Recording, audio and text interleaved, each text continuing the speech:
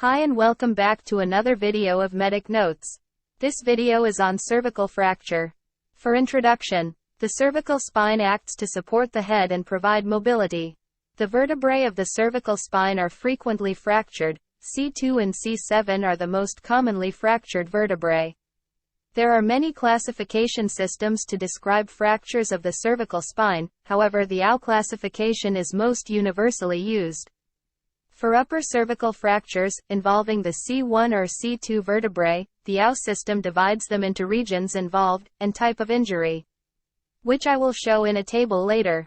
Whereas for subaxial fractures, the AU system divides them according to 4 injury types, which are types A, B, C, and F. Now, let's look at these tables. First table shows the classification for upper cervical fractures, C1 and C2 vertebra. For regions involved, there is type 1, which involves the occipital condyle and craniocervical junction. Type 2 involves the C1 ring and C1-C2 joint. Type 3 involves C2 and C2-C3 joint.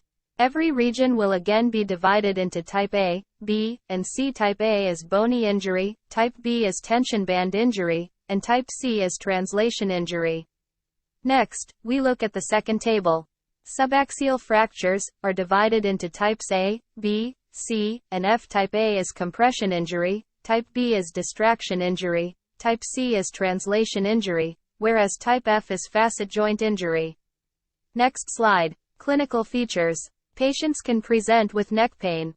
There may be varying degrees of neurological involvement present, depending on the level of spinal cord involvement. Any injury to the vertebral artery from a cervical fracture, especially in high cervical fractures, may present with a posterior circulation stroke. For investigation, perform a CT scan in adults, if suggested by Canadian C-spine rules. Perform MRI for children, if suggested by Canadian C-spine rules. Only consider a plain film radiograph in children, for those who do not fulfill the criteria for MRI, but where clinical suspicion remains after repeated clinical assessment.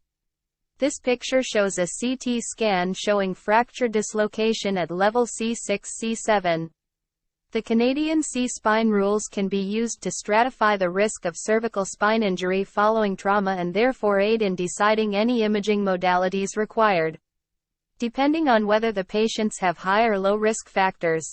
For management, patients with a suspected cervical fracture must be managed as per ATLS guideline, including 3-point C-spine immobilization, until any potential injuries have been excluded. Restricting movement of the spine is recommended to prevent potential damage to the spinal cord. Non-operative management can be appropriate for stable injuries, such as rigid collars, or halo vests. Traction devices can be used for definitive treatment. For unstable fractures, they are usually treated operatively by fusing across the injured segment of the spine to the uninjured segments above and below, with or without decompression of the vertebral canal. Stabilization is most commonly performed via a posterior approach. That's all for this video, thank you.